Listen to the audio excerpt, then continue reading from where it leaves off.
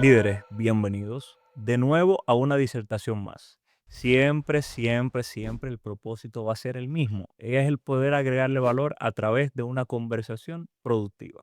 Hoy vamos a hablar de seguridad social, de la ley 8701. Para eso, saben que tenemos cierto nivel de expertise, sin embargo, hemos traído a una persona con aún mayor más.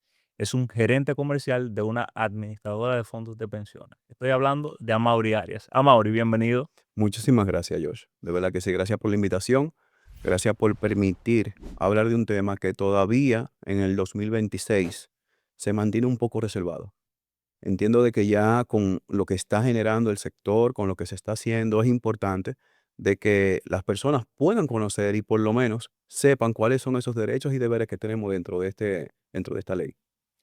Buenísimo, buenísimo. Tú sabes que yo soy de los principales defensores de la ley, porque hay personas que quizás reproducen un discurso, van en detrimento de ella porque no la conocen. Y yo he dedicado este episodio 100% a que, según tu experiencia, tu conocimiento, podamos explicarlo como un seguridad social 101.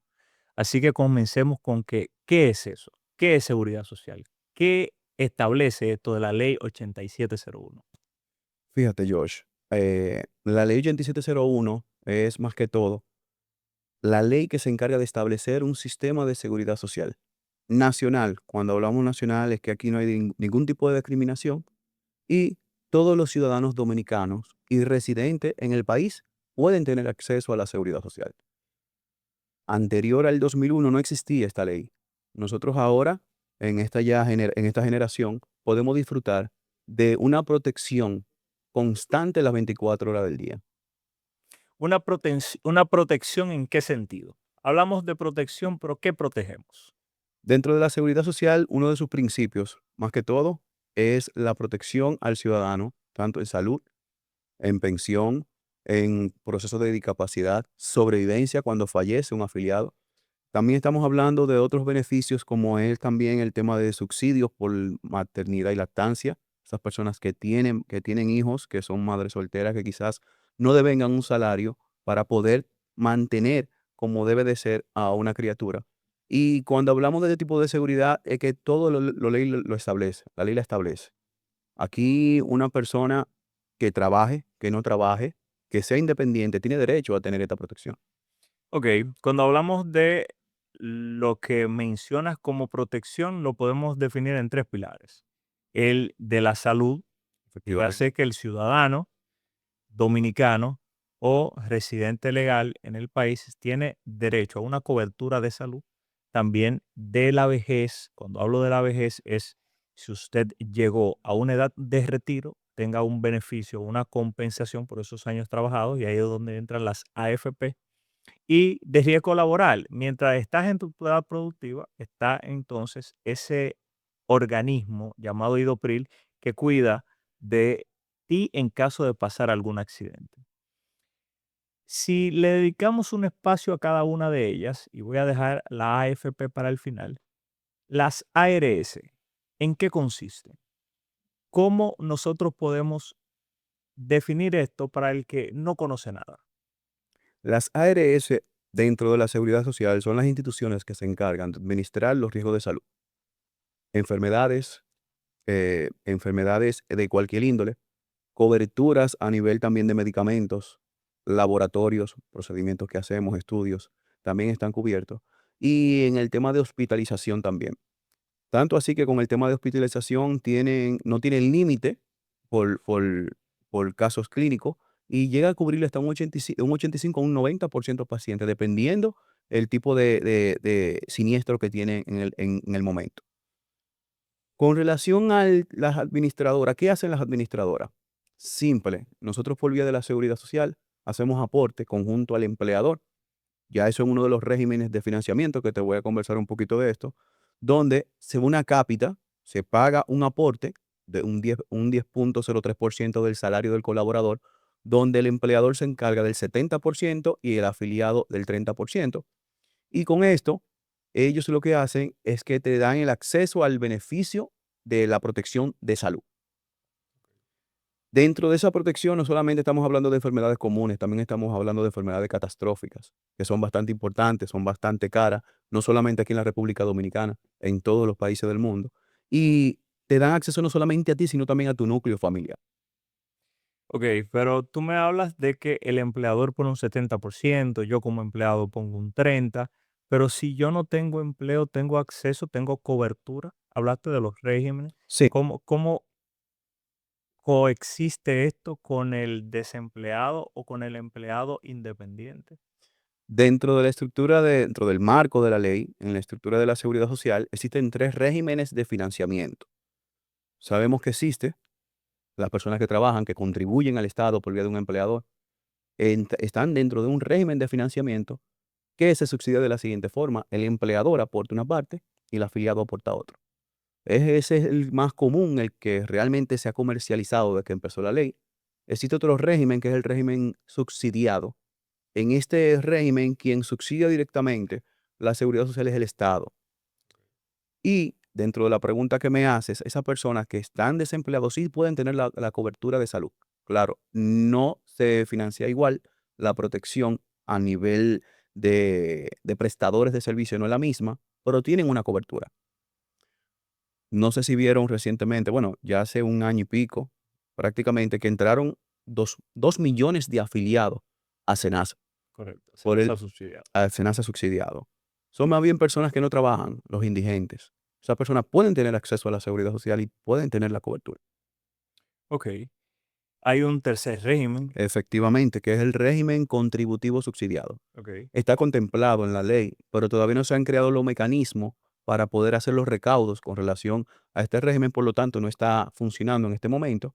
Y ahí lo que se estima es que la persona que claro, trabaja independiente. independiente, el profesional independiente, va a poder entrar a la seguridad social y el Estado, entre el Estado y esa persona, subsidiarían entonces la seguridad social.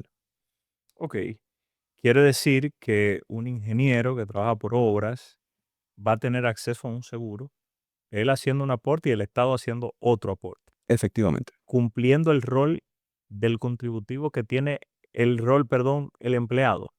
El empleado pone el 70 y en este caso sería el Estado que estaría subsidiando esa parte de Ese es el punto todavía que no termina de concretarse, no ha llegado a un acuerdo de cómo sería, si sería un 70, un 30, de qué salario se haría el aporte, porque fíjate que esta persona trabaja en independiente, por lo tanto, no hay un ingreso fijo.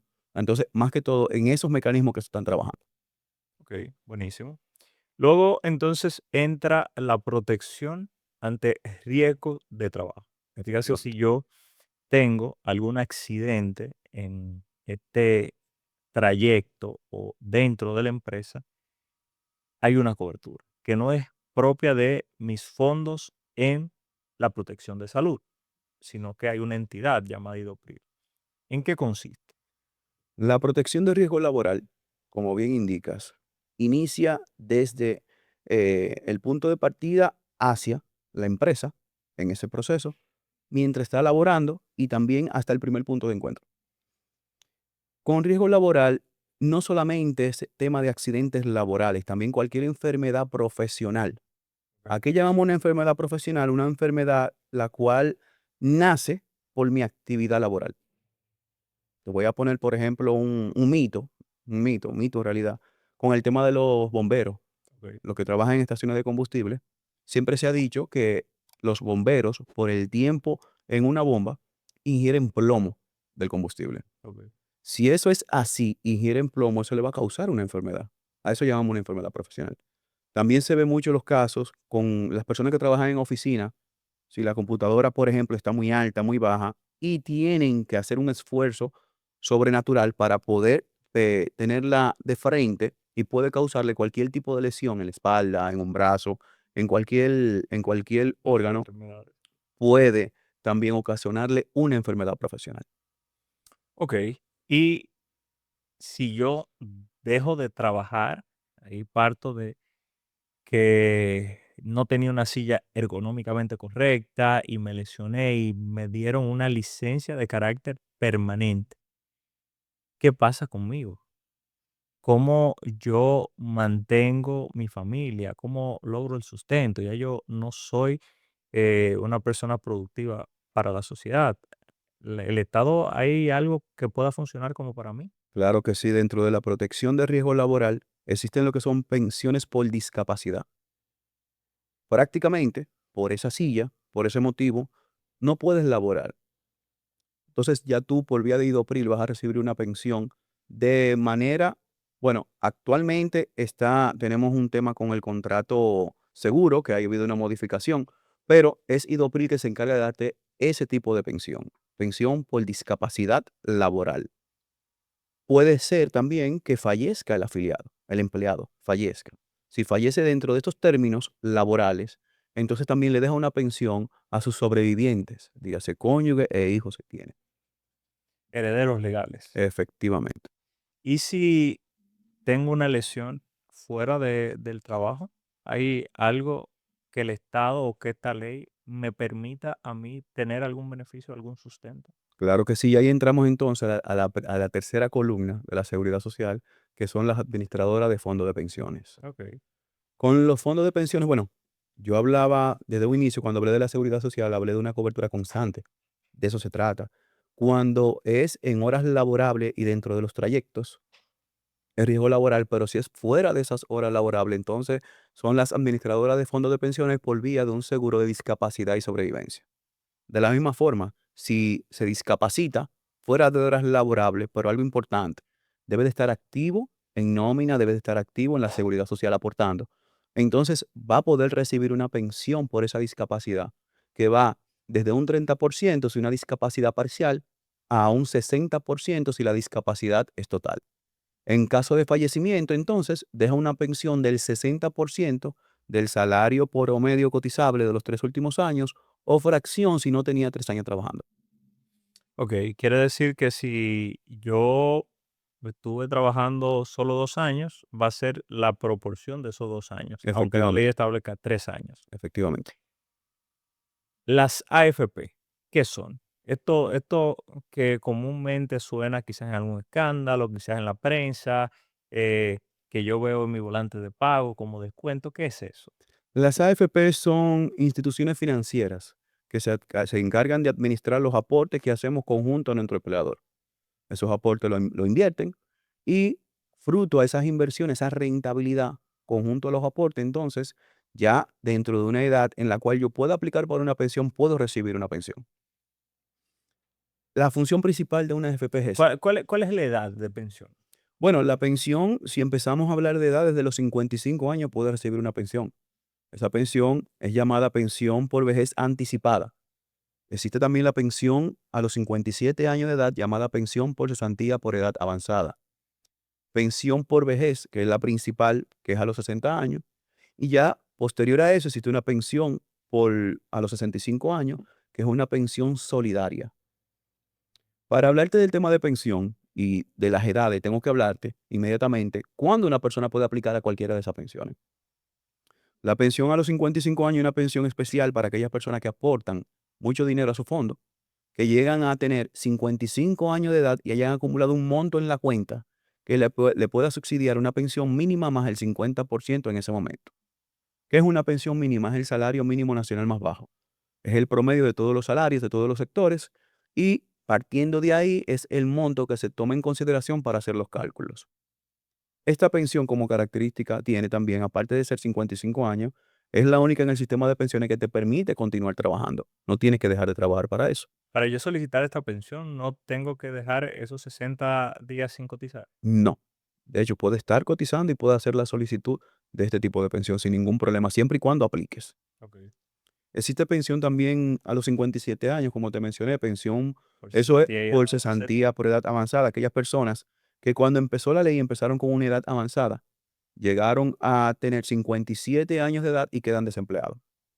Esta pensión, si una persona queda desempleado, puede tener la opción de solicitar su pensión. Hubo, después de la pandemia, varias resoluciones bastante interesantes, donde no solamente le dice, mira, tú vas a aplicar a los 57 años, pero porque tenía como limitante 25 años aportado en el sistema de la seguridad social. Empezamos en el 2003, estamos en el 2026, estamos hablando que apenas han pasado 23 años. Por lo tanto, una persona con 57 años no iba a aplicar. al menos que pueda volver a colocarse laboralmente hablando y pueda continuar para poder llegar a los 25 años aportados. Con la pandemia, con tantas suspensiones laborales, tanto despido, salió una resolución donde le decía a las personas, mira, si ya tú tienes 57 años de edad, no importa el tiempo que tú tengas laborando. Si ya estás desempleado, puedes venir a solicitar tu pensión. En este caso puntual, recibiría una pensión mínima hasta que agote el monto total que tiene en su cuenta de su AFP.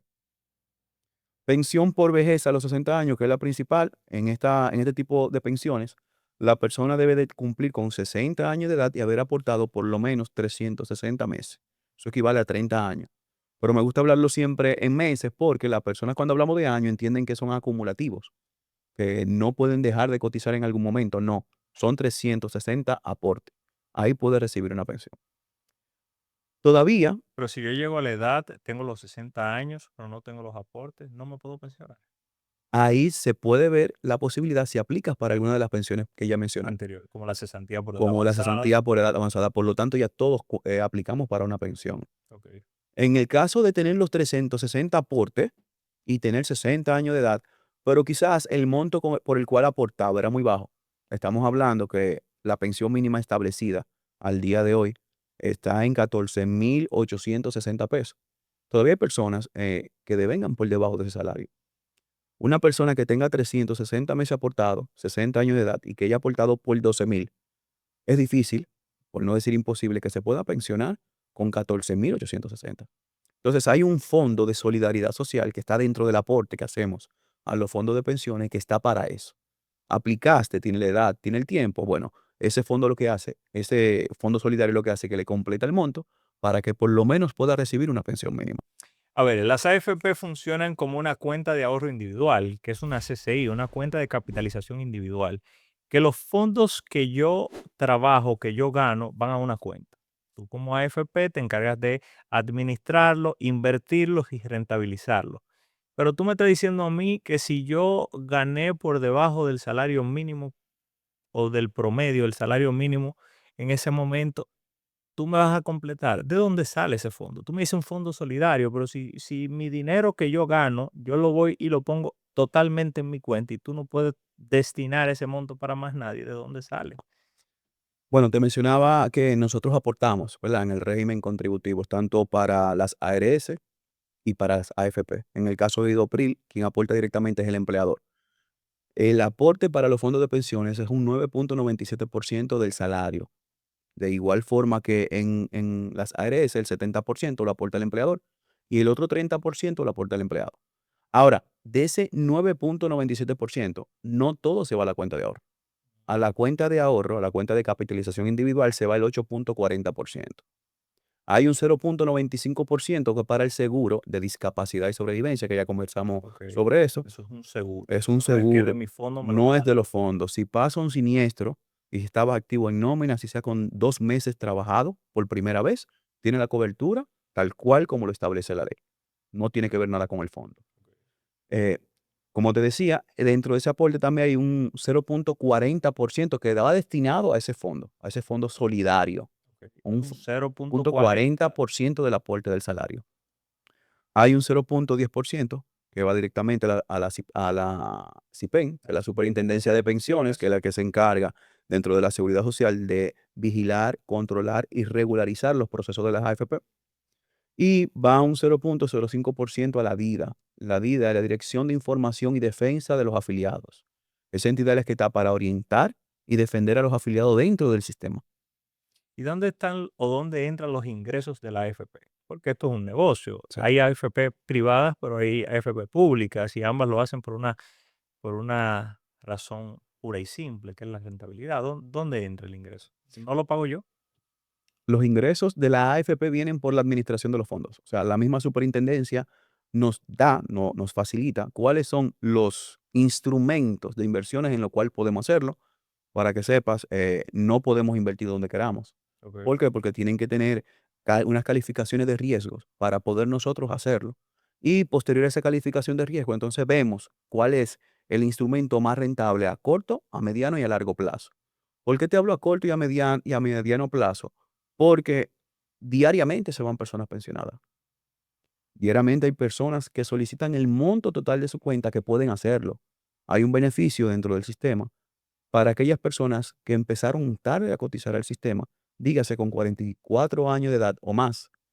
Cuando cumplan 60, aunque apliquen para una pensión, tienen la opción de retirar los fondos total de la cuenta. Ok. En el caso de las AFP, ¿hay una garantía de esa rentabilidad? Dígase, porque tú dices, bueno, nosotros no podemos invertir en lo que nosotros queremos. Hay un grupo de instrumentos financieros donde me dicen dónde invertirlo. ¿Hay alguna garantía que me diga, mira, a pesar de que yo estar en esta AFP, no me puedo cambiar por X o Y razón, no hay ningún problema, te vamos a garantizar rentabilidad? ¿Eso existe? ¿Eso es posible? Claro que sí, la ley establece una rentabilidad mínima y una rentabilidad máxima. Máxima también. Claro que sí. La rentabilidad mínima no es más que la promedio del sistema entre todas las AFP menos 2 puntos porcentual. La máxima es 2 puntos por encima. Nadie puede dar una rentabilidad más abajo de la mínima. Para eso entonces existen cuentas de rentabilidades retenidas por el exceso de muchas AFP, que al final eso es lo que vemos que se repartían, ya cambiaron el esquema de comisiones de las AFP, que anteriormente era un poquito complejo. Ya simplemente es el 1,03% del patrimonio. Pero ese dinero entonces, lo que pasa con las AFP y esa rentabilidad es que el que está por debajo tiene que garantizar esa mínima, porque la superintendencia no te permite. Y si los accionistas de la AFP tienen que poner dinero de sus fondos, tienen que hacerlo. Ok.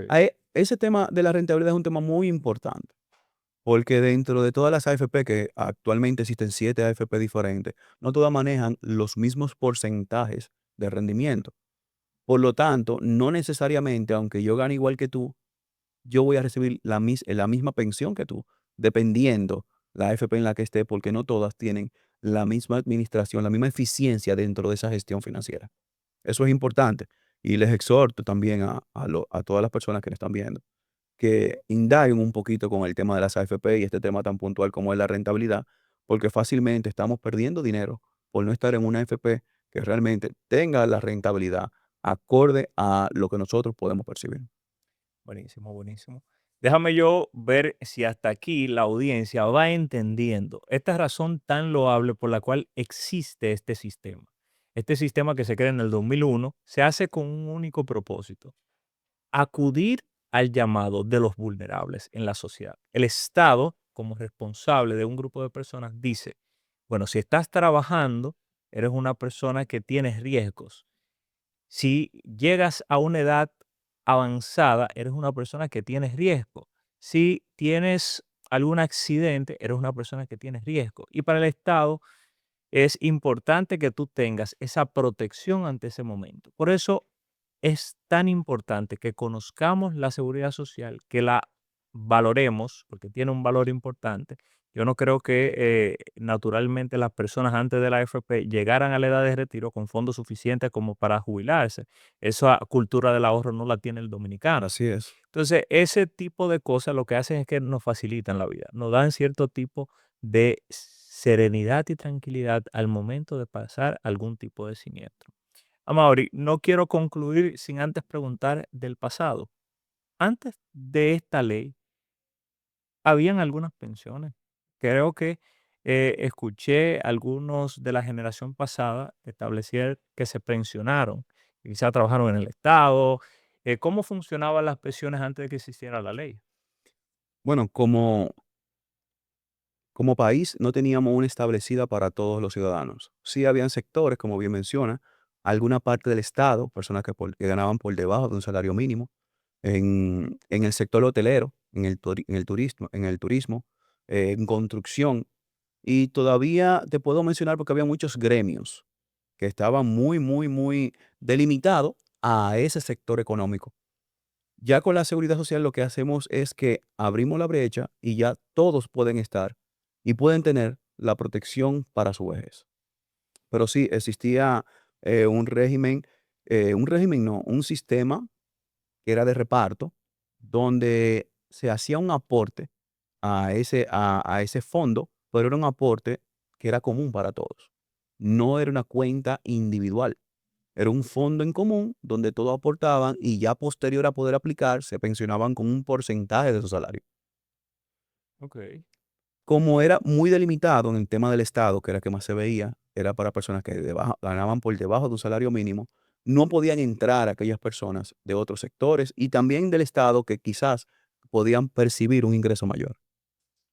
Buenísimo, buenísimo. Yo creo que hasta este punto hemos resuelto algunas dudas. Este episodio se va a repetir, vamos a indagar en cada una de ellas de carácter más detallado, pero es importante que aquí en el área de los comentarios, si usted tuvo alguna duda, si tiene algún caso particular que entienda que necesita ser asesorado, pues nosotros estamos a la orden. Así a Mauri como este servidor, vamos a resolver unas cuantas preguntas. A Mauri, no quiero concluir no sin antes preguntarte, que le pregunto a todos los invitados, si tú tuvieras la oportunidad de que este corte, este pequeño video que voy a sacar, llegue a 11 millones de personas, ¿qué tú dirías, mirando la cámara por supuesto, como para cambiar la sociedad, mejorarla? ¿Alguna recomendación, libro, frase o consejo a la juventud de esta audiencia? Sí, sería bastante interesante dejar siempre, ¿verdad? Esa pequeña siembra, como digo yo. La juventud de ahora, primero que no permitan que sus sueños no lo puedan cumplir, trabajen para ello, dedíquense, enfóquense actualmente tenemos muchísimas distracciones. Es el momento de pensar en nosotros, en lo que realmente nosotros queremos. Con el tema de la seguridad social es un tema que a todos nos impactan, son beneficios que tenemos y quizás muchos ni sabemos para qué están. Le exhorto también que investiguen, estamos saliendo ahora del colegio, estamos saliendo ahora de la universidad, nos vamos a colocar y es importante también que sepan cuáles son sus derechos y sus deberes. Muchísimas gracias, líderes. Si llegaron hasta este punto de la conversación, suscríbanse, denle like y recuerden comentar. Si surgió alguna duda, insisto, pónganla en los comentarios que vemos cada uno de ellos. Estamos construyendo el 1% porque somos los que vamos un paso adelante. Nos vemos el próximo martes.